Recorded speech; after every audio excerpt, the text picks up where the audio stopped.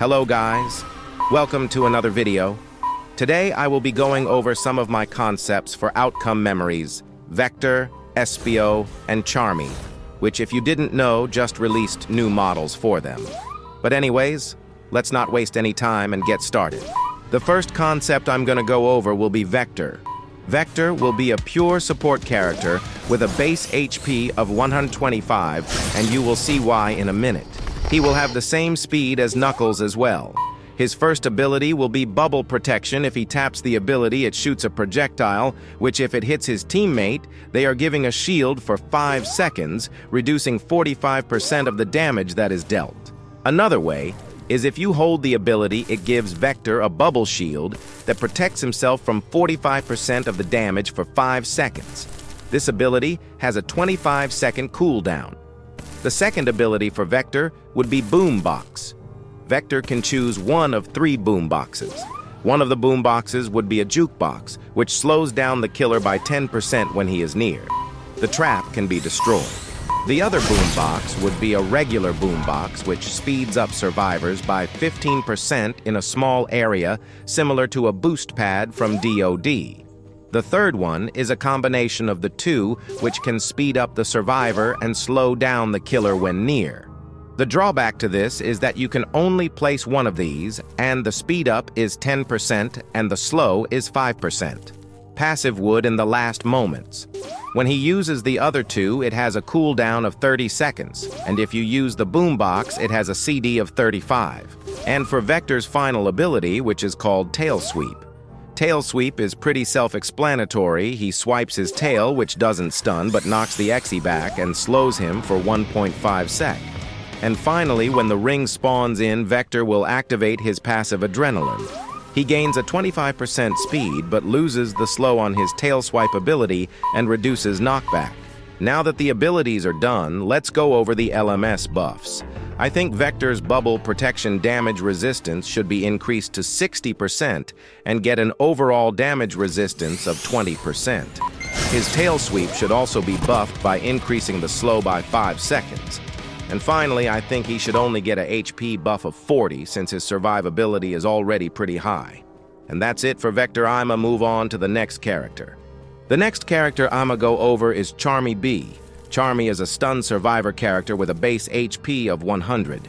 He will be the same speed as Tails and play somewhat similar to him. His first ability is Flight, and well, he flies for 7 seconds. There's really nothing else to it, but due to Charmy being a bee and not getting tired unlike Tails, he is the same speed as his base. The cooldown for this ability is 28 seconds. His second ability would be Stinger. Charmy winds up for 1.5 seconds, then shoots a long-range projectile that moves fast and stuns the Exi for 1.5 seconds and slows for 3 due to the poison. The cooldown for this ability is 20 seconds. His final ability will be Honey. Charmy places down some honey, which slows the killer by 20% while he is in it. And for Charmy's passive, it is called Last Breath. When Charmy dies, he puts all his strength into stunning the killer one last time, lasting for 6 seconds, and has a slow of 20% for 10 seconds. Now for his LMS buffs, I believe he should get a HP buff of plus 60. I also think his flight should last for 13 secs with a cooldown of 25 seconds. And finally, I think Charmy's Stinger should be buffed as a 4-second stun and slow for 3 seconds. And that's it for Charmy. Before we get to the last concept, I would greatly appreciate it if you like and subscribe, as this helps me a lot in reaching my goal to finally be monetized.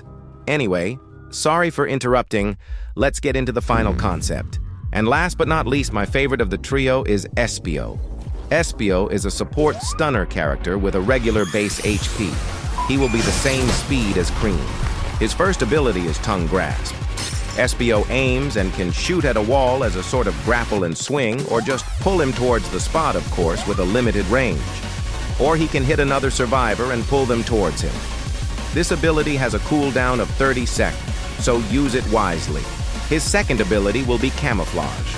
Espio goes invisible for 5 seconds, making just enough invisible to where he can't be detected by any indicator, but is slowed similar to 2 times Crouch ability, except him being completely invisible. This ability has a cooldown of 20 seconds. The last ability is called Kunai. Kunai can be used in 3 ways. One way would be a regular stab, which is when you just tap the ability lunges you forward and stabs, which causes a stun that lasts for 4 seconds. The second way would be if you hold it down, you can throw it, which splits into a spray like kunai and stuns for 2 seconds, similar to Shadow's ability in Sonic.exe The Eclipse. The last way is a backstab, which if you stab the killer behind the back, you stun the X for 6 seconds and speeds up for 1.5 seconds.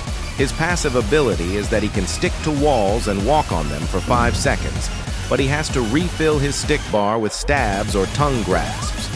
Tongue grasps only give when helping a survivor, which fills up his bar by a quarter.